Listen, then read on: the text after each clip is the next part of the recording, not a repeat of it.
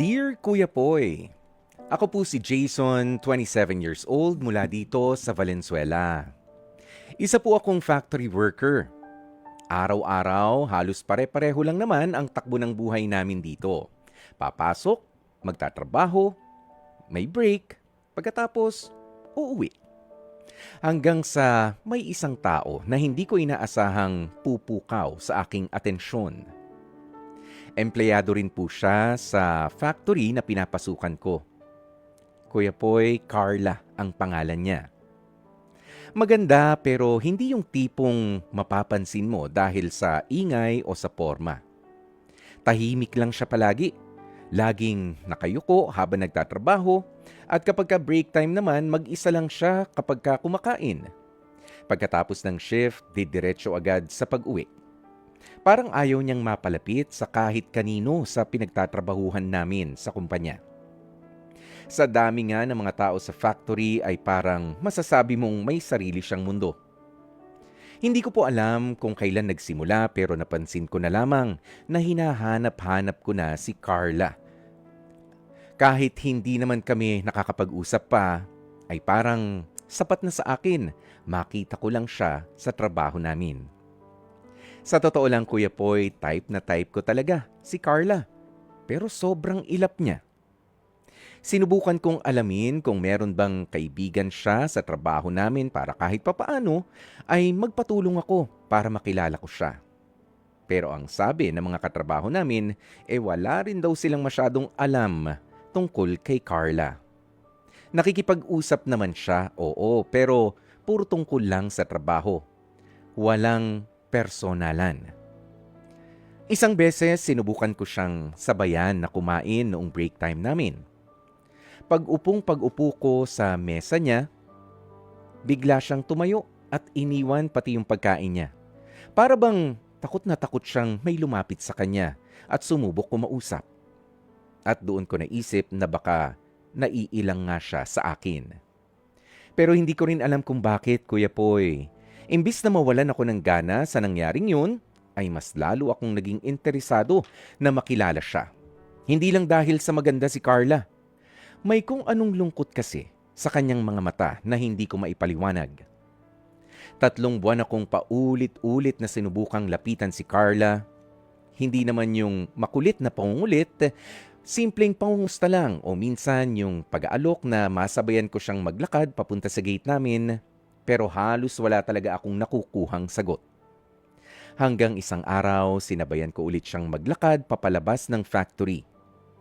Sa pagkakataong ito, akala ko ay iiwas na naman siya tulad ng dati, pero bigla siyang tumigil, Kuya Poy. Tumingin sa akin at sinabi niyang mag-usap daw kami ng mabilis. At doon ko nalaman ang dahilan kung bakit ganun ang pag-uugali niya. Dito niya sinabi sa akin, Kuya Poy, na dati na raw siyang nagtiwala sa mga kaibigan niyang lalaki. Mga taong inakala niyang mapagkakatiwalaan. Pero sila rin daw ang gumawa sa kanya ng isang bagay na hindi niya inakalang mararanasan niya. Kuya Poy, biktima si Carla ng pang-aabuso. Habang sinasabi niya iyon, ay hindi niya ako tinitignan sa aking mga mata. Parang nahihiya siya sa isang kasalanan na hindi naman niya kagustuhan. Sinabi niya sa akin na simula nang mangyari yun sa buhay niya, pakiramdam daw niya ay nadungisan na ang buo niyang pagkatao. Kaya ayaw na raw niyang makipagkaibigan sa kahit sino pang lalaki. Deretsahan niya ng akong binalaan. At ang sabi niya, tigilan ko na raw siya dahil wala raw matinong lalaki ang tatanggap sa kanya sa oras na malaman ang tunay na nangyari sa kanyang nakaraan. Tanggap na raw niya ang mapag-isa habang buhay. Kuya Poy, habang pinakikinggan ko siya sa mga sinasabi niya ay mas lalo ko naman siyang hinangaan. Hindi ko siya nakikita bilang isang taong marumi o sirana ang kinabukasan tulad ng iniisip ng iba. Para sa akin, isa siyang taong nasaktan ng sobra-sobra. At sa totoo lang, mas lalo ko siyang nagustuhan dahil sa tapang niya na magpatuloy sa buhay kahit pa nga ganoon ang kanyang naging karanasan. Kuya Poy, papaano ko ba mapatutunayan kay Carla na may isang taong kaya pa ring tanggapin at mahalin ang isang katulad niya sa likod ng madilim niyang nakaraan? May pag-asa po ba ako na matutunan niyang magtiwala ulit sa isang lalaki na tapat ang pagtingin sa kanya? Lubos na gumagalang, Jason. Mga kapatid, napakinggan po natin ang kwento na ibinahagi nitong si Jason kung saan ang misteryosong babae pala na gustong-gusto niyang si Carla ay nakaranas ng pang-aabuso sa kamay ng kanyang mga kaibigang lalaki. Kaya naman pala ay ayaw na hong makipagkilala pa sa kahit sinong lalaki nitong si Carla. At yan naman po talaga ay isang malaking problema. Pero sabi nga ni Jason nang malaman niya ang sikretong ito ni Carla ay lalo niyang nakita at kinabiliban ang pagiging matapang ni Carla na magpatuloy pa rin sa buhay at ayusin ang buhay niya sa likod ng madilim niyang nakaraan. Okay, Jason, tinatanong mo dito, no, may pag-asa nga ba kaya? Tama ba na ilapit mo lamang ang sarili mo kay Carla? Yes, you are correct.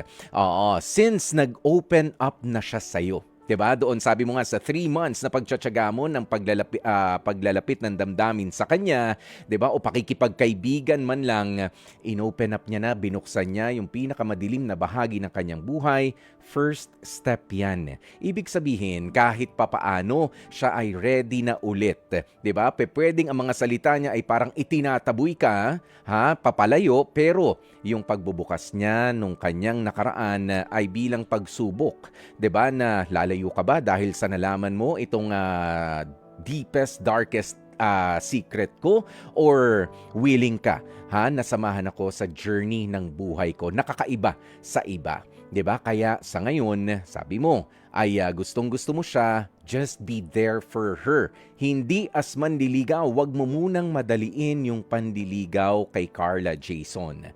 Be there for her bilang isang kaibigan. I-establish mo muna yung relasyon ninyo bilang magkaibigan na nakauunawa sa kanyang pinagdaanan, or at least you are trying to understand at damayan siya doon sa madilim niyang nakaraan. And of course, igalang mo yung sikreto na ipinagkatiwala niya sa'yo.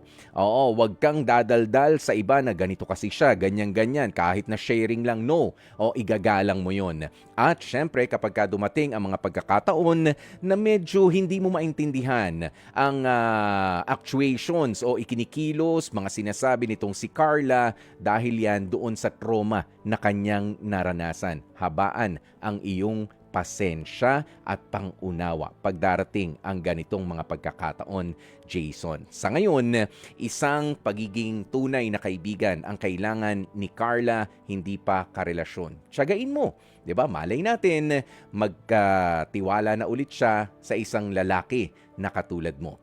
'Di ba? Basta ikaw ay tiwala rin na malinis talaga ang hangarin mo kay Carla.